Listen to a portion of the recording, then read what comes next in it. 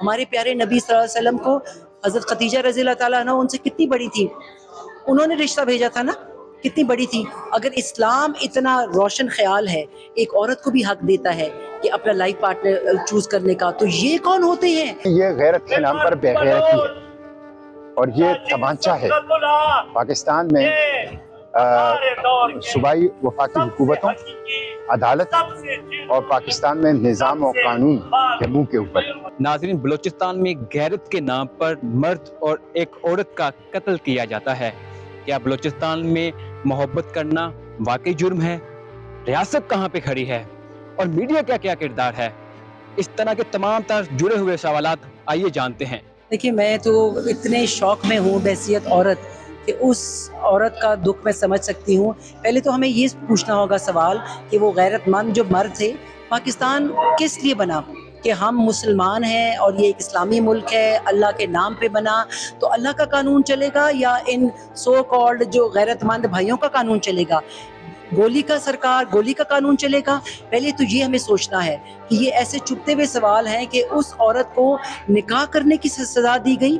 اور آپ مجھے بتائیں، لگتا ہے ان لوگوں نے اسلامی ہسٹری پڑھی نہیں ہے۔ ہمارے پیارے نبی صلی اللہ علیہ وسلم کو حضرت خدیجہ رضی اللہ تعالیٰ عنہ ان سے کتنی بڑی تھی، انہوں نے رشتہ بھیجا تھا نا، کتنی بڑی تھی۔ اگر اسلام اتنا روشن خیال ہے، ایک عورت کو بھی حق دیتا ہے کہ اپنا لائف پارٹنر چوز کرنے کا، تو یہ کون ہوتے ہیں؟ یہ کون غیرت مند آ گئے اور کھلے عام خود ہی کچہری لگائی، خود ہی اس کا فیصلہ کر دیا؟ سو یہ تو ایسا جو گھنونا جو جرم انہوں نے کیا ہے، یہ اس عورت کے تو گناہگار ہیں ہی ہیں۔ کہتے ہیں نا کہ ایک جس نے ایک کا قتل کیا، اس نے پوری انسانیت کا قتل کیا۔ اور اللہ کا یہ کتنی انہوں نے حدیں کراس کی ہیں، اور یہ سمجھتے ہیں کہ بہت پریسیڈنٹ ہو گیا، وہاں پہ اب بڑا دہشت پھیل جائے گی، کوئی لڑکی ایسا نہیں کرے گی۔ جب اللہ ایک عورت اور مرد کو حق دیتا ہے اپنی پسند کی شادی کرنے کا، تو یہ کون ہوتے ہیں غیرت مند والے؟ اگر غیرت کرنی ہے تو تب کریں جب آپ بہنوں کا حق کھاتے ہیں، غیرت کرنی ہے تو تب کریں کہ جب بہنوں کو پڑھائی نہیں کرنے دیتے، غیرت کرنی ہے تو تب کریں جب آپ اپنی بیٹیوں کو باہر کے ملکوں میں پڑھا رہے ہیں۔ یہ جو سارے وڈیرے باہر بیٹھے ہوئے ہیں، وہاں پہ کیوں ڈیولپمنٹ نہیں ہو رہی؟ جی حکومت ہمیں یہ نہیں دیتی، وہ نہیں دیتی۔ آپ ان وڈیروں سے پوچھیں، حکومت کا کام ہے، سارے فنڈز وغیرہ آپ لے جاتے ہیں، آپ کے بچے باہر جا کے پڑھتے ہیں، اور ان غریبوں کے لیے وہی میں ٹاٹ کے اسکول رہ گئے ہیں، تو اس میں آپ غیرت آپ کی کہاں مری ہوئی ہے اور کہاں سوئی ہوئی ہے؟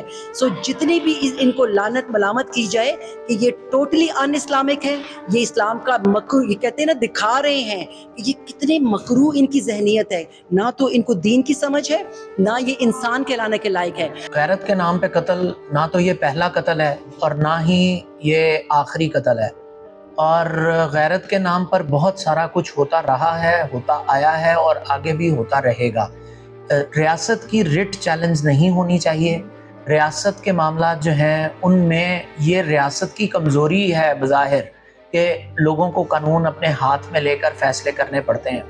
تو اگر دونوں سائیڈ کا موقف سنا جائے اور پھر اس کا انالیسز فیکٹ کی صورت میں کیا جائے تو یہی نظر آتا ہے کہ زیادتی تو ہے بہرحال، لیکن اس کا حل کہاں نکلتا ہے، کیسے نکلتا ہے، یہ اب آنے والے دن۔ دیکھیں، ظاہری سی بات ہے، جو رائٹ ٹو لائف ہے وہ ہمارے آئین میں سیف گارڈڈ ہے، رائٹ ٹو لبرٹی بھی سیف گارڈڈ ہے، رائٹ ٹو ڈگنیٹی جو آپ کی عزت نفس ہے وہ بھی سیف گارڈڈ ہے، اور آپ کے پاس یہ فریڈم ہے کہ آپ فیصلہ کریں کہ آپ اپنی زندگی، آپ اپنا مستقبل کس طرح گزارنا چاہتے ہیں۔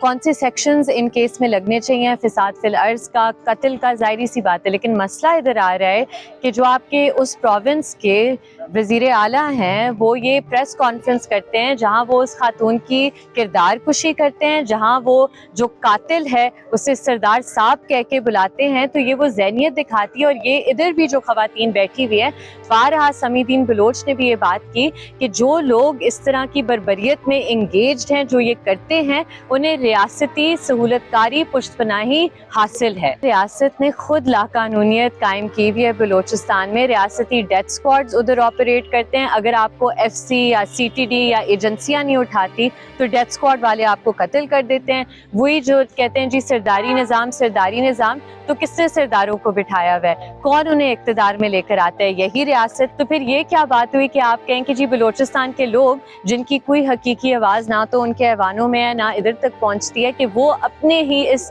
لاقانونیت کے ذمہ دار کیسے ہو سکتے ہیں؟ یہ غیرت کے نام پر بے غیرتی ہے और ये तमांचा है पाकिस्तान में सूबाई वफाकी हुकूमतों, अदालत और पाकिस्तान में निज़ाम और कानून के मुंह के ऊपर।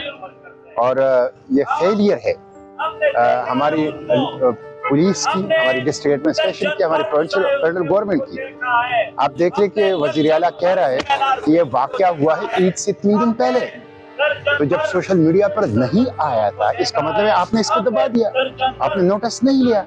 जब 3 माह के बाद वो सोशल मीडिया के ऊपर आया है और पूरी आवाम जो है उसके ऊपर एक कर्ब में और एक दर्द में मुब्तला हुए हैं, उसके बाद फिर मजबूरन आपने पब्लिक प्रेशर पर इसके ऊपर एक्शन लिया।